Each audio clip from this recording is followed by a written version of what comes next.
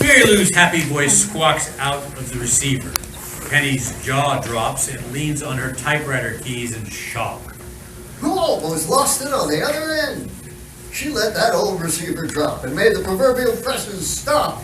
Printed the news right across the top. Penny drops the receiver, leaps to a big lever and throws it. Paper rollers grind to a halt and a conga line of folded newspapers stop in their tracks. Penny's forearms move newspaper type in a flurry, her glowing, flickering rear end making a sound like newsflash teletype. She steps back and pushes the lever to run. The printer starts again.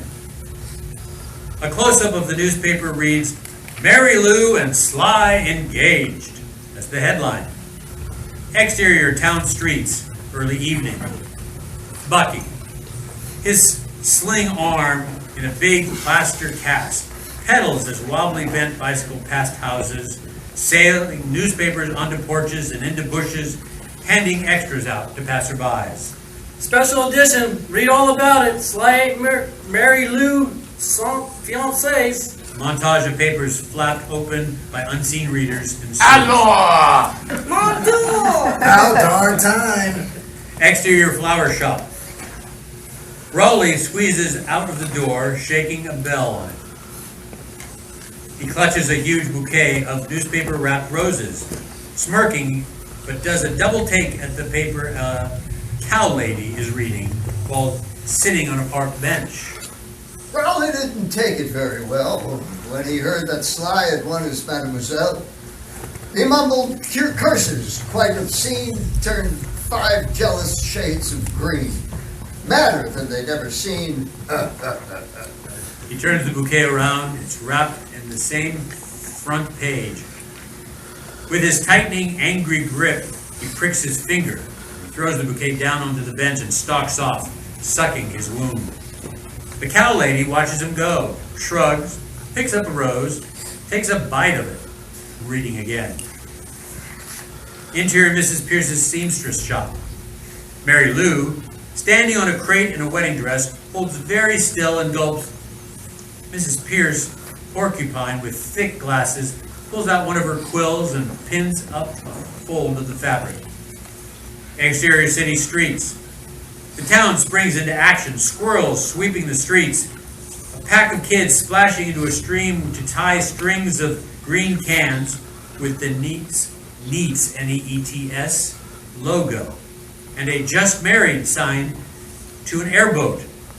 A ladder truck lifts the fire chief, Dalmatian, who holds on one end of the huge "Good Luck Sly and Mary Lou" banner stretching over Main Street.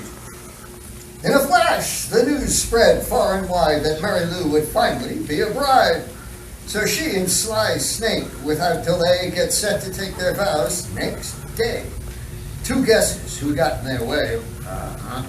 Exterior Mill Road. Night falls on the busy town, shadows creeping toward the mill. It's nestled against the levee that holds the river back from the town. Interior cane syrup mill. Night. Sly is up on a tall ladder, wrapped around a wrench, straining at a pipe joint that is near the rafters. Is whistling jauntily. Here comes the bride. Just below him, a giant metal bin of steel cans is perched upon a conveyor belt.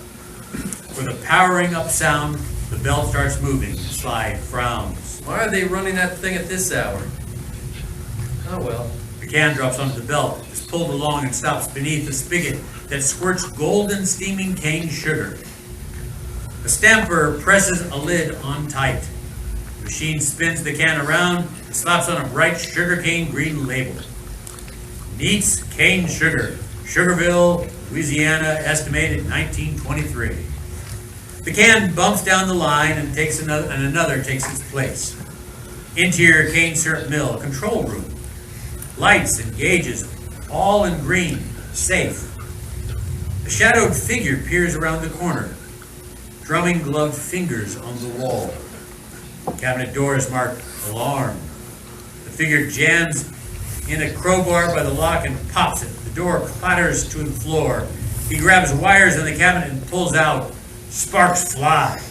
Interior cane mill night.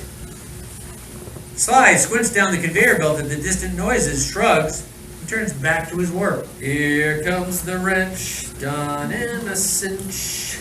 Interior cane syrup mill control room. The figure chuckles.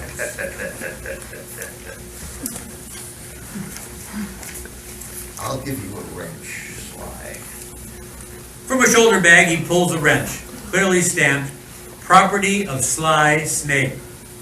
The figure wrenches a center bolt off a big valve wheel. It pops off, steam hissing in a jet. A nearby gauge pops off in the red. The figure tosses the wrench aside. Interior cane syrup mill night. Sly looks down as the bell dings twice.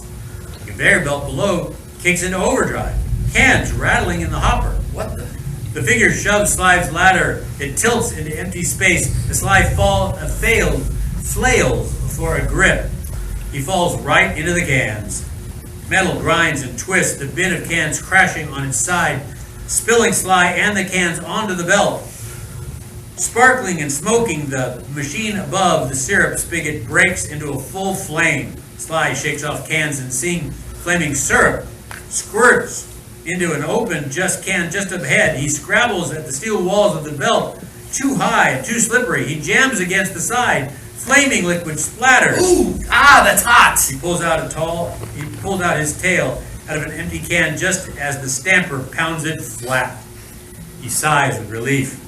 The machine grabs him and spins him around, plastering him with the labels. He rolls away, flapping a line of labels behind.